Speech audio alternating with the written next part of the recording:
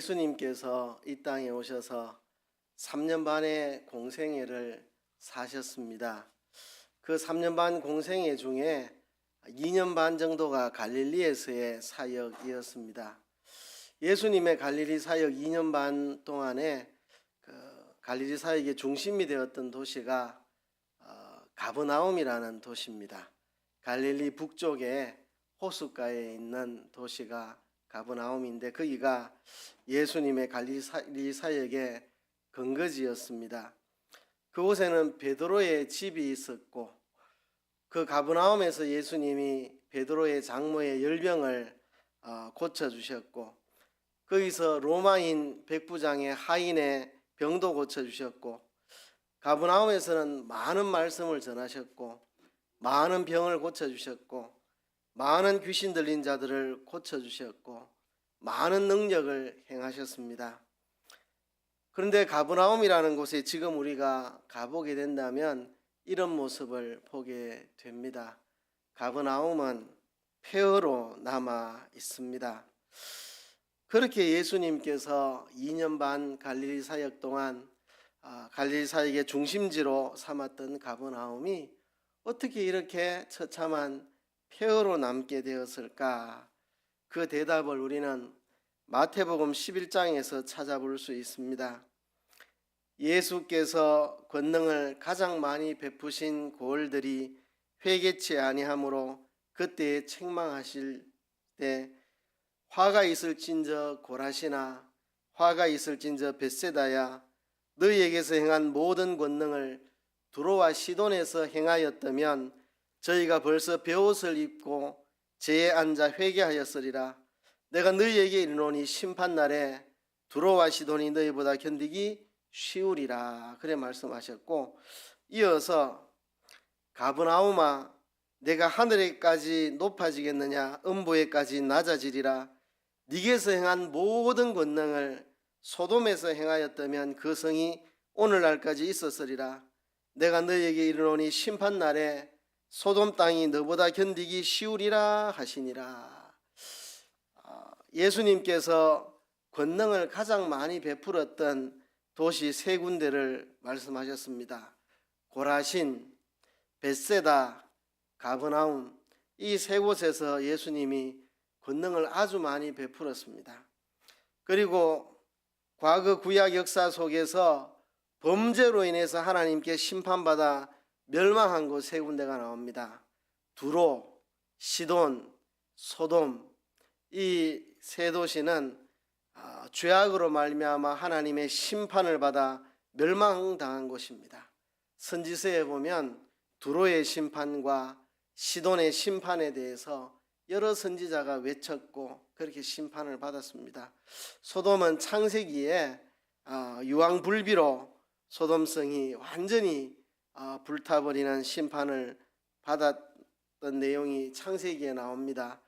이렇게 예수님께서 가장 권능을 많이 베푸신 곳 세 군데 고라신, 벳세다, 가버나움 이 세 군데가 심판날에 죄악으로 인해서 심판을 받아 멸망한 두로와 시돈, 소돔보다도 더 엄중한 심판을 받게 된다는 예수님의 경고가 있었습니다.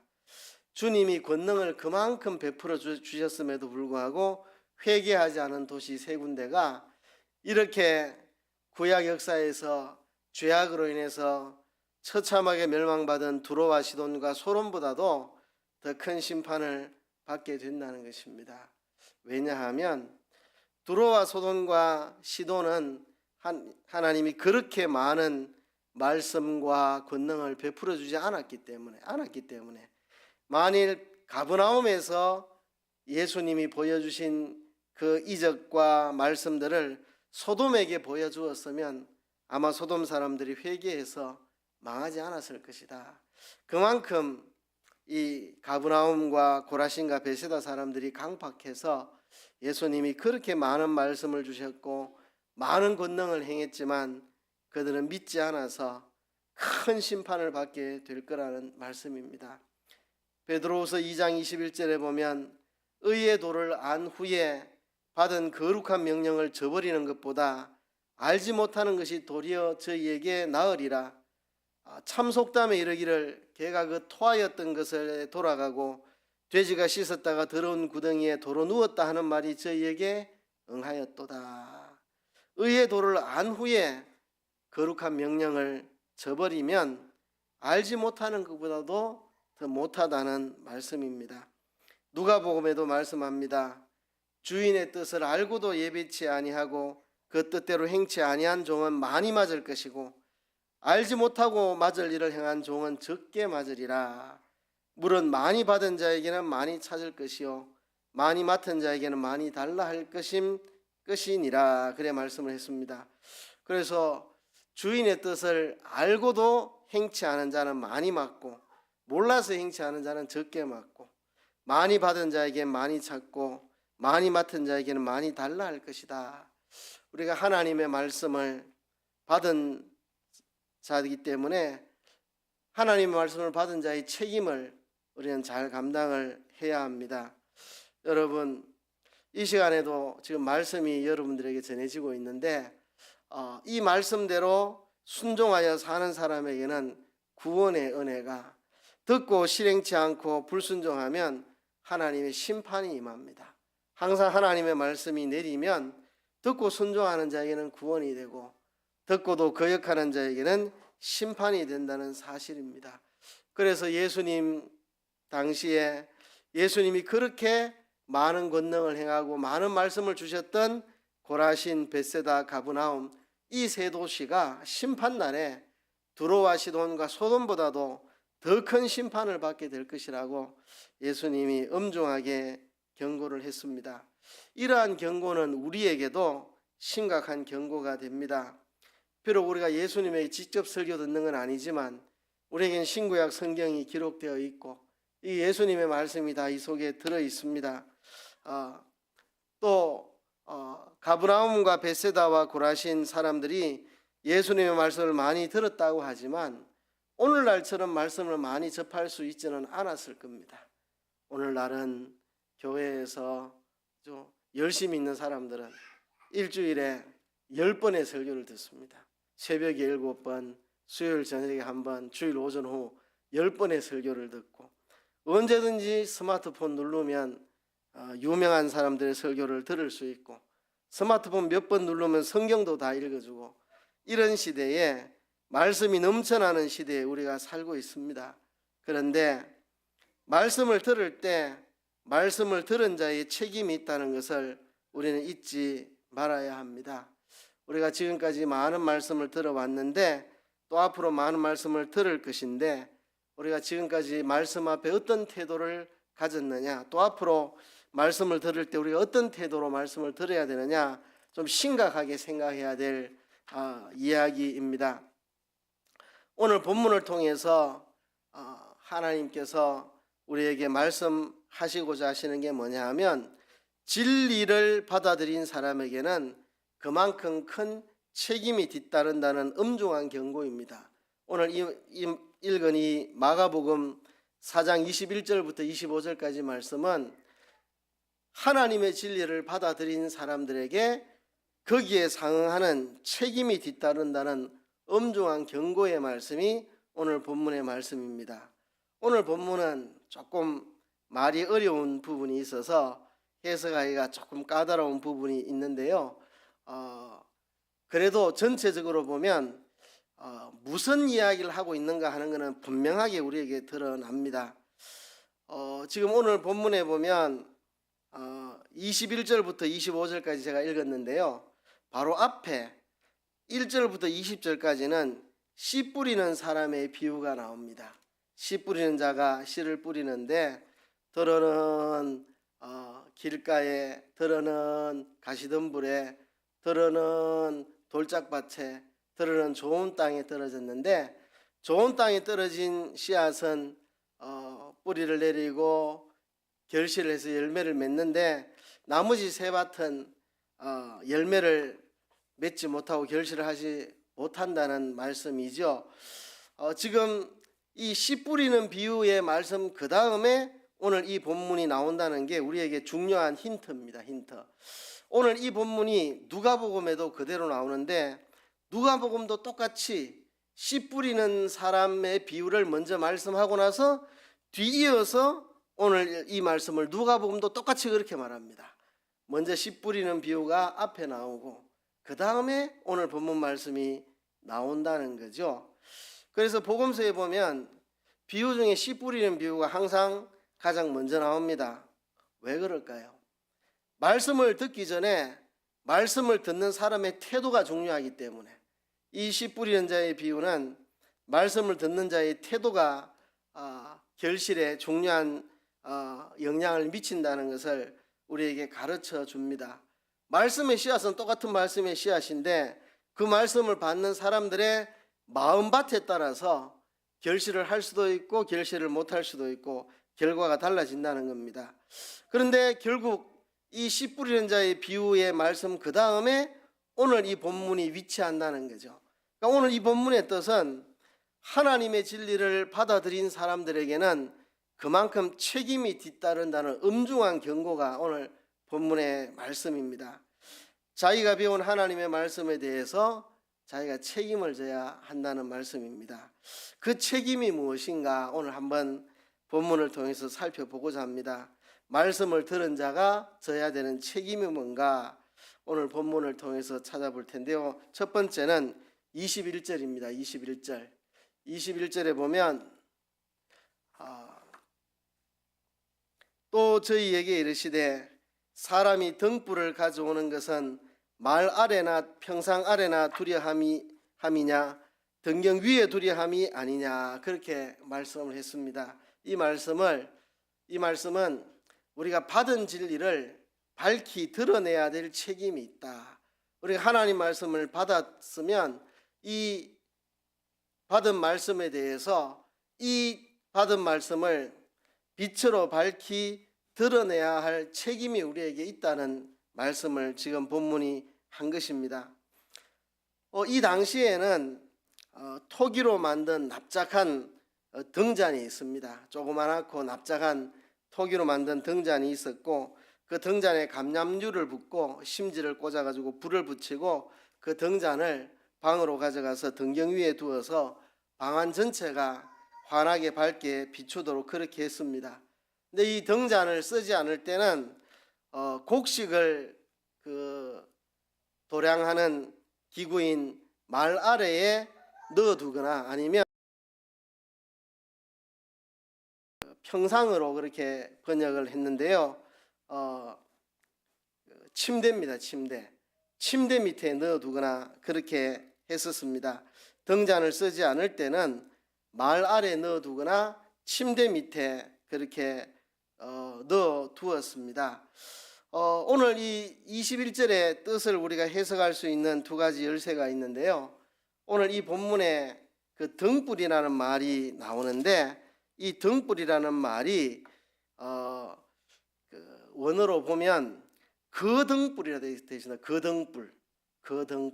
그러니까 여러 등불 중에 한 등불, 하나의 등불이 아니고 유일한 등불, 바로 거등불이라고 그 원문에 보면 그렇게 되어 있습니다.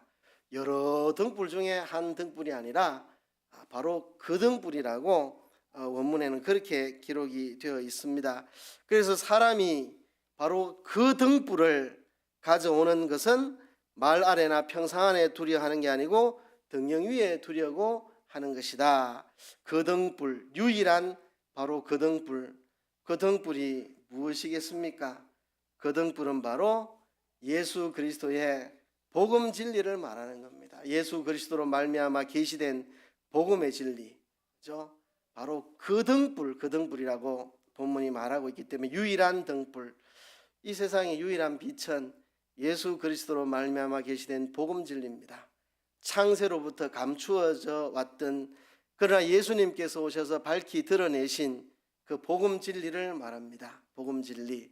또 하나의 열쇠는 이 본문과 같은 표현이 마태복음 5장에 예수님 산상수훈에도 그대로 나타나는데 산상수훈의 마태복음 5장에는 이렇게 기록되어 있습니다. 너희는 세상의 빛이라. 산 위에 있는 동네가 숨기우지 못할 것이요 사람이 등불을 켜서 말 아래 두지 않고 등경 위에 두나니 이러므로 집안 모든 사람에게 비치느니라. 이같이 너희 빛을 사람 앞에 비치게 하여 저희로 너희 착한 행실을 보고 하늘에 계신 너희 아버지께 영광을 돌리게 하라. 그렇게 말씀했습니다. 우리는 어두운 세상을 밝히기 위하여 부르심을 받았습니다. 우리는 이 세상이 빛으로 부르심을 받은 사람들입니다. 산 위에 있는 동네는 밑에서 쳐다봐도 환하게 다 보입니다. 저기 누가 지나가고 있네, 환하게 다 보이는 것처럼 우리는 우리의 착한 행실을 세상 사람들에게 비추어서 하늘에 계신 우리 아버지를 알도록, 우리의 착한 행실을 보고 그들이 하늘에 계신 우리 아버지를 알도록 하는 세상의 빛으로 우리가 부르심을 받았다는 이야기입니다. 그래서 이 본문을 이런 근거를 가지고 해석을 해보면 우리는 예수 그리스도로 말미암아 계시된 복음의 진리를 받은 사람으로서 우리가 받은 복음의 진리를 잃어버리거나 감추거나 빛을 흐리거나 덮어 가리워서는 안 되고 모든 사람들이 볼 수 있도록 복음의 진리를 환히 비추어야 한다는 것입니다. 우리의 삶을 통해서 복음의 진리의 빛을 드러내고 우리 입술을 통해서 복음의 진리의 빛을 드러내야 된다는 것입니다.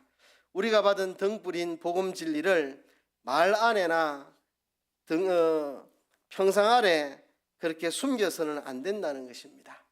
조금 영적인 해석이긴 하지만 이 정도는 좀 무난하리라고 보는데요. 말이라는 도구는 장사꾼들이 곡식을 대는 도구입니다. 그래서 말 아래 두지 말라는 말은 우리의 경제적인 이익이나 물질적인 탐욕, 돈 이런 것들로 인해 가지고 진리의 말씀을 덮어버리지 말라는 이야기이고, 이게 평상은 침대인데 침대 아래 두지 말라는 말은 침대는 우리가 안락하게 휴식하는 거잖아요. 우리의 무사안일주의, 안락함 이런 것들을 위해 가지고 우리가 받은 복음 진리를 덮어두어서는 안 된다는 이야기입니다. 어떤 경제적인 논리, 이해관계 때문에 우리가 받은 복음 진리를 감추어 버리고 또 우리의 편안함, 안락함, 무사안일함 이런 것 때문에 우리가 받은 복음 진리를 덮어버려서는 안 된다는 것입니다. 우리가 받은 복음 진리로 세상을 밝혀야 되고 우리 주위 사람들에게 비추어야 합니다. 두 가지 방법입니다. 하나는 입술의 증거, 말로서 드러내는 방법이 있고, 하나는 삶의 증거, 우리의 삶을 통해서 세상을 향하여 우리가 받은 하나님의 복음 진리를 나타내는 것입니다. 우리가 입술로 복음 진리를 부끄러워하지 않고 당당하게 드러내고 또 우리의 삶으로서 착한 행실로서 복음 진리의 말씀을 우리의 삶의 모습을 통해서 드러내고 전달해야 할 사명이 우리에게 있다는 겁니다. 결국 사람이 등불을 가져다가 등경 위에 두어서 집안 모든 사람에게 비추어야 하듯이 우리도 예수 그리스도의 복음을 받은 사람으로서 우리의 입술의 증거와 삶의 증거를 통해 세상과 주위 모든 사람들에게 비추어야 할 책임이 있다 하는 것입니다. 먼저 오늘 4장 1절부터 20절까지 씨 뿌리는 비유를 통해서 똑같은 하나님의 말씀인데 말씀을 받는 마음밭에 따라서 결실할 수도 있고 할 수도 못할 수도 있다. 그러니까 마음밭의 준비가 중요하다는 이야기를 이렇게 하면서 이어서 본문을 이야기하고 있습니다. 우리가 예수님을 통해 받는 하나님의 이 복음의 진리를 우리가 받았으면 이것을 말 아래 덮어두거나 침대 밑에 쑤셔 넣거나 하지 말고 등경 위에 두어서 밝히 비추어야 한다. 우리가 받은 복음 진리를 가지고 우리의 입술의 증거와 우리의 삶의 증거를 통해서 세상에 비추어야 한다. 빛을 받은 사람들, 세상에게 빛을 비추어야 할 책임이 있다는 것, 이것이 하나님 말씀을 들은 자의 첫 번째 책임입니다. 두 번째 책임은 이것입니다. 22절에 보면 받은 진리 앞에 모든 것이 다 드러난다는 것을 우리는 명심을 해야 합니다. 22절의 이 말씀이 10번을 읽어봐도 이게 무슨 말인지 좀 알기가 어렵습니다. 제가 읽어볼게요. 드러내려 하지 않고는 숨긴 것이 없고 나타내려 하지 않고는 감추인 것이 없느니라. 이게 몇 번을 읽어봐도 무슨 말인지 좀 아리송합니다. 드러내려 하지 않고는 숨긴 것이 없고 나타내려 하지 않고는 감추인 것이 없느니라. 원문을 보면 정확하게 알 수 있는데 원문을 봐도 이게 번역하기가 좀 애매한 쉽지 않은 문장입니다. 그래서 원문을 봐도 이게 무슨 뜻인지 알기가 좀 쉽지 않은데요. 결국 이제 지금 현재 나오는 대부분의 성경들은 이 구절을 조금 쉽게 표현을 했습니다. 현대에 나오는 성경들은 대부분 이렇게 번역합니다. 숨긴 것은 나타나고 비밀은 드러나게 마련이다. 좀 말이 좀 어렵게 돼 있어서 그렇지 쉽게 말하면 이런 뜻입니다. 숨긴 것은 다 드러나게 돼 있고 비밀은 다 드러나기 마련이다. 그렇죠? 그러니까 아무것도 숨길 수 없다. 모든 것은 다 드러난다. 모든 비밀은 다 드러난다. 그 말을 한 겁니다. 모든 비밀은 다 드러난다. 세상에 비밀은 없다. 다 드러난다. 아무것도 숨길 수 없다. 모든 게 드러난다. 그 말씀입니다. 그렇게 해석할 수 있는 근거는 이 본문하고 똑같은 본문인 누가복음 8장에 보면 그렇게 말을 하고 있습니다. 누가복음 8장에는 이렇게 말합니다. 숨은 것이 장차 드러나지 아니할 것이 없고 감추인 것이 장차 알려지지 않고 나타나지 않을 것이 없느니라. 똑같은 본문이 누가복음에서는 숨은 것은 장차 다 드러나지 않을 것이 없이 다 드러나고 감추어진 것은 장차 알려지지 않고 나타나지 않을 것이 없이 다 나타난다. 다 알려진다. 모든 숨은 것은 다 드러나고 모든 감추인 것은 다 알려지고 나타나게 되어 있다 하는 말씀입니다. 그러면 모든 것은 다 드러나는데 숨은 것이 다 드러나고 감추인 것이 다 알려지고 나타나는데 뭐가 나타난다는 이야기인지 뭐가 드러난다는 이야기인지 숨어있는 모든 게 다 나타나고 드러난다는데 뭐가 드러난다는 건지 두 가지 가능성이 있습니다. 잘 들어보세요. 하나는 복음 진리가 밝히 드러난다는 말일 수 있습니다. 복음 진리가 숨겨지지 않고 다 밝히 드러난다는 말일 가능성이 있습니다. 창세로부터 감추어진 진리를 예수님이 오셔서 하나하나 드러내셨고 마지막 세상 끝에 가서는 모든 것이 다 백일하에 드러날 것이다. 지금 예수님이 전하신 이 복음 진리 사람들은 무시하고 우습게 여기고 신경도 안 쓰고 하찮게 여기고 업신여기고 이렇게 하는데 그래서 지금은 복음 진리가 다 드러나지 않는데 세상 끝날을 가면 심판날에 가면 이 예수님의 복음 진리가 밝히 다 드러날 것이다. 그렇게 해석할 수 있습니다.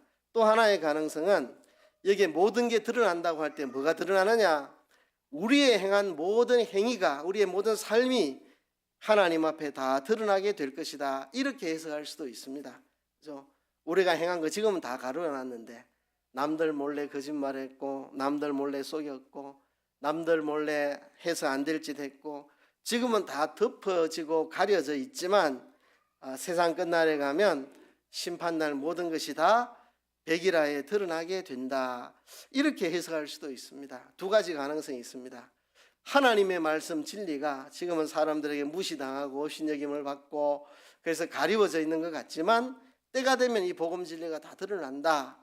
이런 뜻일 수도 있고 아니면 우리의 행한 모든 것이 지금은 다 덮고 숨기고 했지만 언젠가 다 우리의 행한 모든 게 드러난다. 이런 뜻일 수도 있는데 저는 이 두 가지 가능성 중에 어느 것이라고 저는 선택을 할 수가 없습니다. 왜냐하면 성경은 두 가지 말을 다 해요.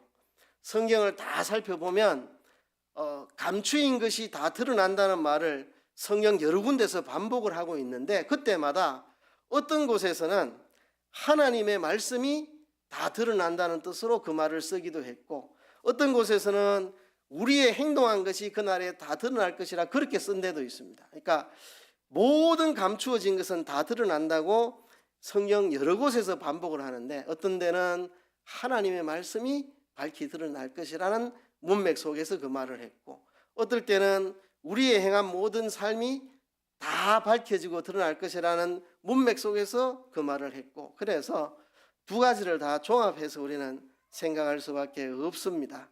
그래서 우리가 받은 하나님의 말씀도 때가 되면 밝히 이것이 진리인 것이 밝히 드러날 것이고, 그 진리의 말씀 앞에 우리의 행한 삶도 다 밝히 드러나게 된다는 것입니다. 우리가 하나님 기쁘게 시게 산 거, 진리의 말씀을 따라 산 생애도 다 드러날 것이고, 우리가 진리를 거스려 산 모든 삶도 때가 되면 다 드러날 것입니다. 사람들이 무시하고 업신여기고 신경도 안 쓰는 그 예수님의 말씀도 그것이 진리라는 것이 만천하에 드러나게 될 것이고, 그 말씀 앞에 우리가 순종해서 산 것도 불순종해서 산 것도 다 때가 되면 다 밝히 드러나게 될 것이라는 겁니다. 그래서 우리는 복음의 진리를 받아들일 때 진리 앞에 감출 수 있는 것이 없는 줄을 알고, 모든 것이 다 드러날 줄 알고, 아직 때가 남아 있을 때, 아직 기회가 있을 때 우리는 부끄럽지 않도록 살아야 됩니다. 모든 게 다 드러날 줄을 알아야 합니다. 그렇죠? 우리 모든 거 다 드러날 줄 알아야 됩니다. 내가 거짓말 말하면 돈 100만 원이 생기는데, 근데 그렇게 해서 돈 100만 원을 내가 불이하게 취한 거, 그것도 다 심판날에 다 드러날 겁니다.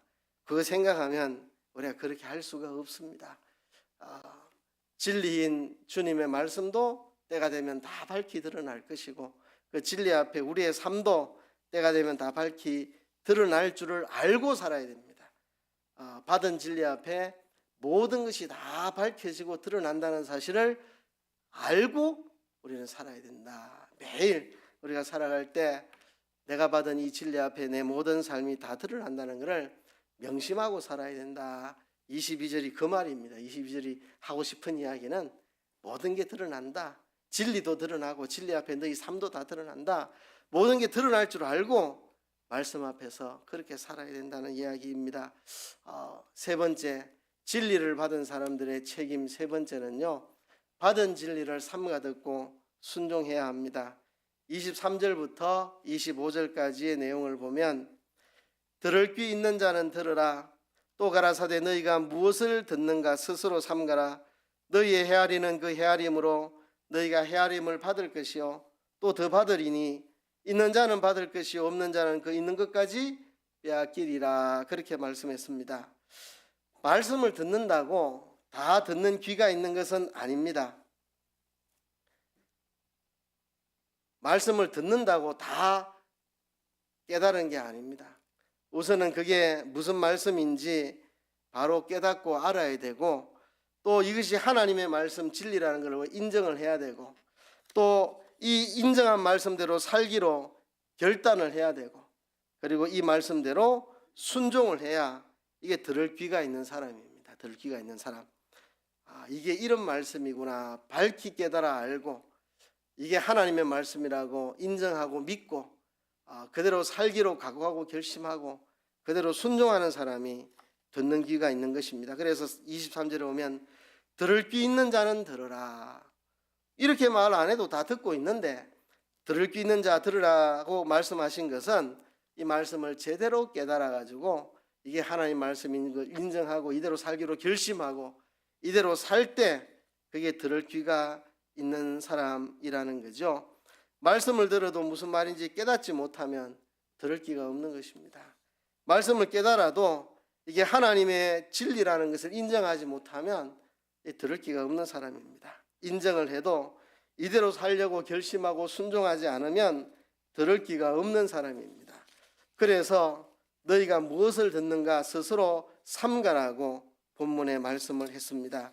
24절에 보면 또 가라사대 너희가 무엇을 듣는가 스스로 삼가라. 그렇게 말씀을 했습니다. 우리가 듣는 이 말씀은 인생의 생사화복을 결정짓는 영원한 구원과 멸망을 결정하는 진리의 말씀입니다. 이 말씀이 영원한 구원도 결정하고 영원한 멸망도 결정합니다. 진리의 말씀입니다. 그런 줄 알고 우리가 정말 이 말씀대로 우리가 살고 이 말씀대로 어긋난 것은 우리가 다 찾아 고치는 우리들이 되어야 됩니다. 내가 어떻게 해야 이 말씀대로 살 수 있을까 진지하게 심사하고 숙고하고 고민하고 자기를 성찰하고 살펴야 됩니다. 그죠? 스스로 삼가라, 스스로 삼가라 그렇게 말씀했습니다. 너희가 무엇을 듣는가 스스로 삼가라. 이 말씀을 제대로 알아듣고 그대로 인정하고 그대로 실행하기로 결심하고 순종하는 이것이 귀 있는 자고, 이 말씀을 들을 때에 이게 하나님의 말씀이고 내 생사화복을 결정짓는 영원한 구원과 멸망을 가리는 말씀이라는 것을 생각하고 그렇게 이 말씀을 진지하게 심사숙고해서 듣고 자기를 살피라는 겁니다.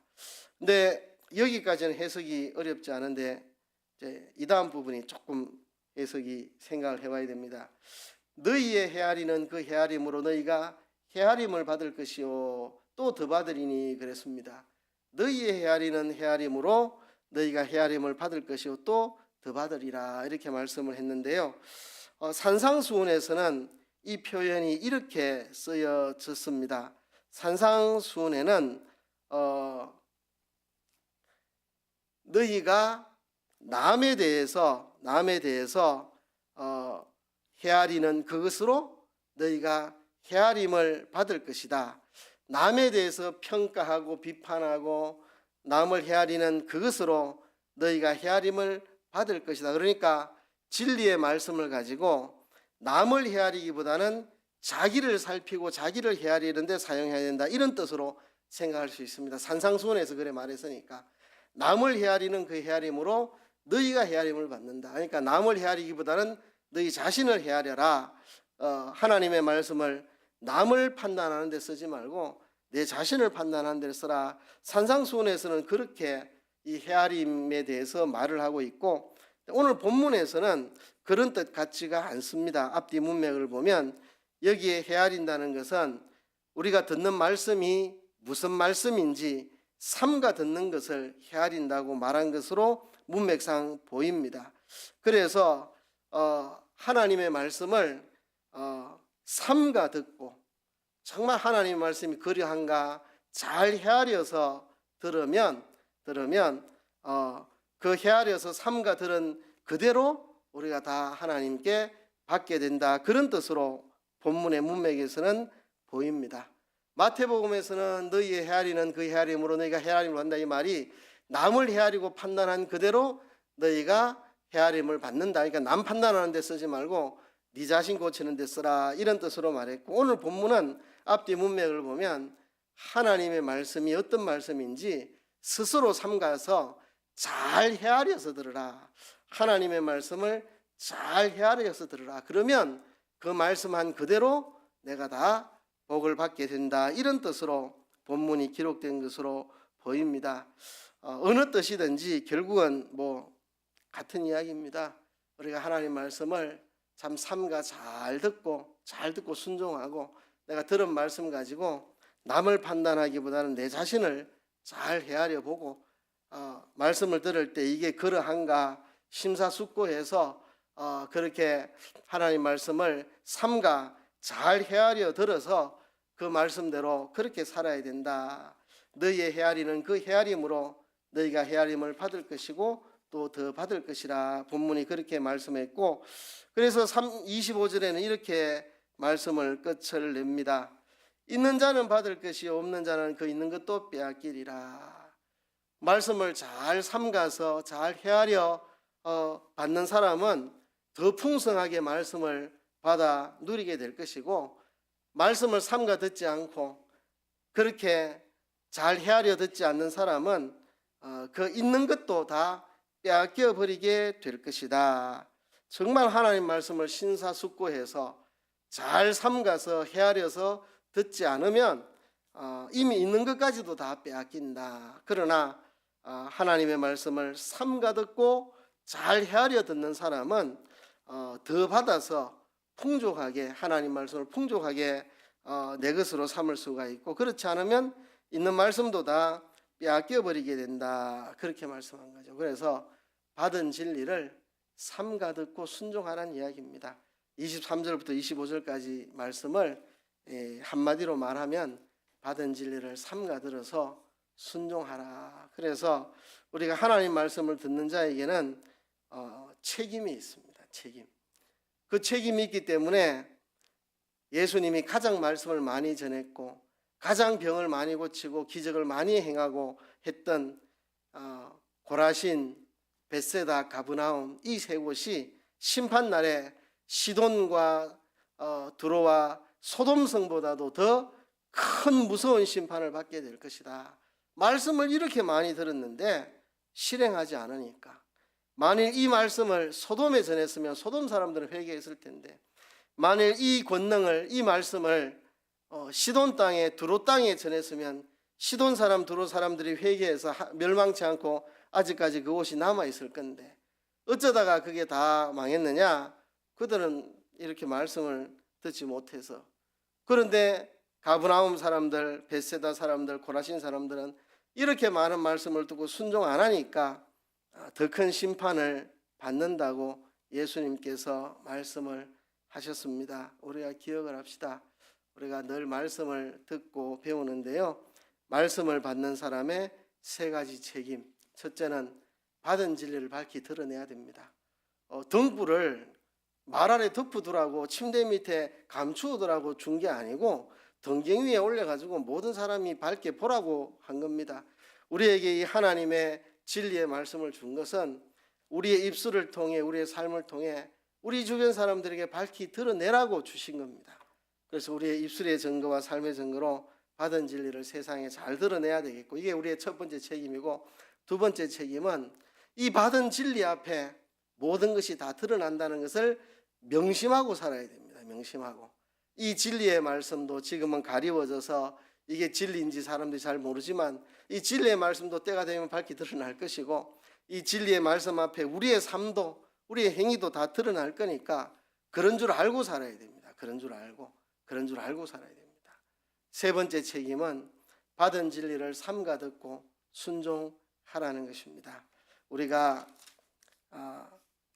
귀 있는 자는 들으라 말씀한 대로 들을 귀가 있어야 되겠고, 무엇을 듣는지 삼가라 했으니까 삼가 들어야 되겠고, 너희의 헤아리는 그 헤아림으로 너희가 헤아림을 받고 더 받는다 했으니까 우리가 하나님 말씀을 잘 헤아려 들어야 되겠고, 있는 자는 더 받을 것이고 없는 자는 있는 것도 빼앗긴다 했으니까 삼가 듣고 순종하는 자는 자꾸 하나님 말씀을 주시는데, 듣고 순종하지 않는 사람은 있는 말씀도 빼앗아 가버린다 그러셨습니다.